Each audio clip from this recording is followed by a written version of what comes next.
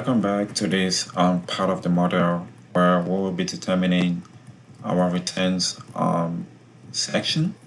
Here we cover a lot of things. The first thing we're going to assign is our discounted date. We have our COD date and the future cash flows. We will discount those future cash flows back to this COD date, our commercial operation date. And also we gonna be determining our free cash flow to the equity investors. So we will take into account the earnings before interest, taxes, depreciation, and amortization. We already calculated from our revenue schedule. And then we will later on bring in the inverter replacement. We will have to simulate this with a different kind of calculations using if statement. And then we will later on bring in the interest and the principal, account for all of these adjustments, including taxes. And then we will now deduct all of these adjustments from our EBITDA.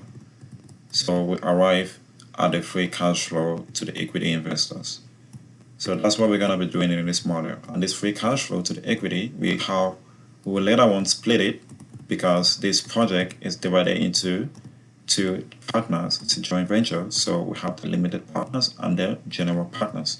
So we will later on calculate their contributions into this project according to the amount which they invested in.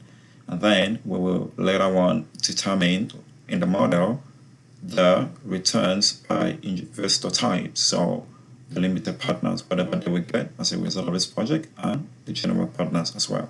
So we're gonna be doing that everything from hands.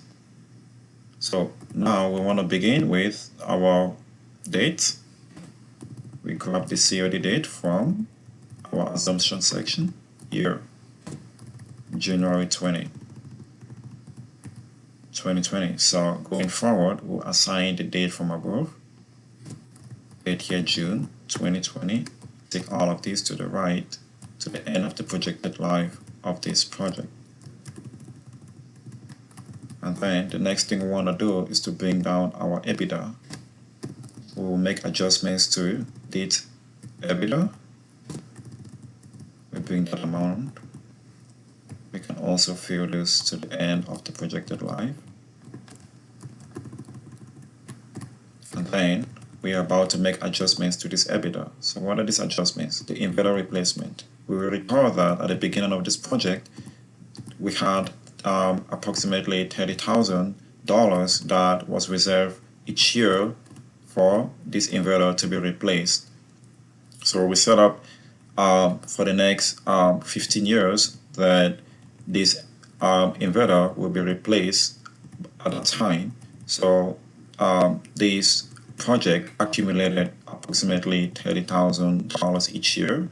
So we have to reference that amount, and then we have to reference the maximum amount of that reserve that was used at the time when this inverter needed to be replaced. So that's what we're going to be doing here. So we'll set up an if statement saying equal to if, in bracket, the production year we are in. If this production year, reference that with F 2 times, is equal to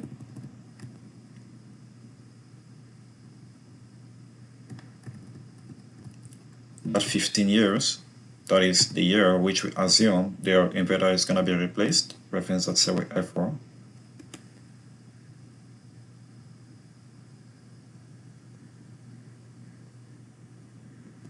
Reference that cell with F4.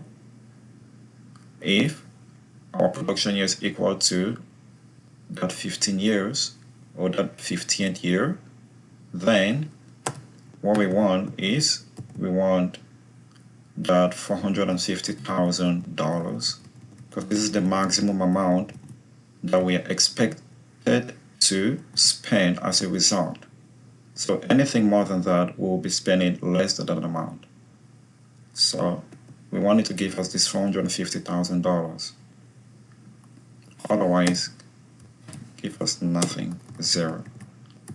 So that's what we are doing there. And then for the usage of inverter reserve, it's just going to be equal to, we're we're gonna set this to be negative, the negative maximum of this amount, or the sum of the accumulated amount from our operating expenses, the accumulated reserve amount for the inverter. So we go sum everything. So we are summing this from here.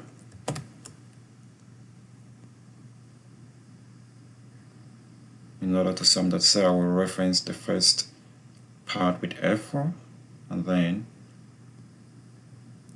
we close the bracket 2 times. And then we press enter.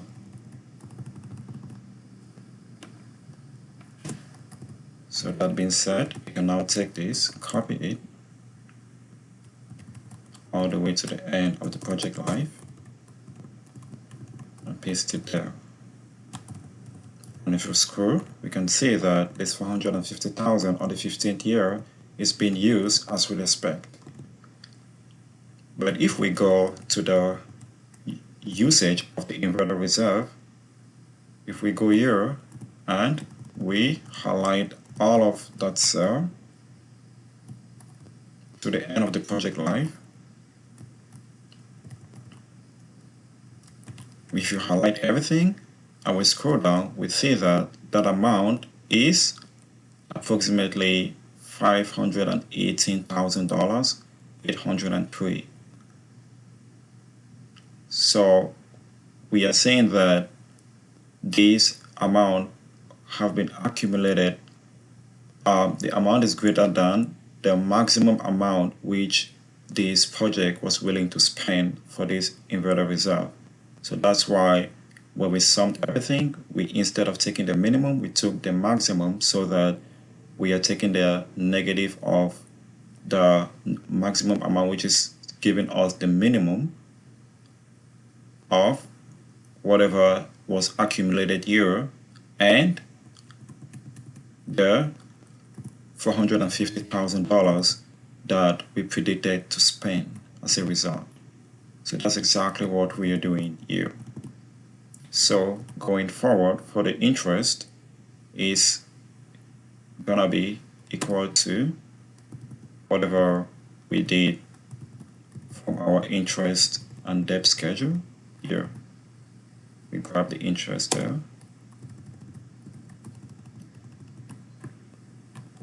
We know the principal is just right below that. We can fill down with Control D. And then for our taxes, we know that we just calculated that a while ago, and we know that this is gonna be our taxes payable. We reference that. And now, in the next video, we are ready to calculate the adjustments and the free cash flow to the equity investors.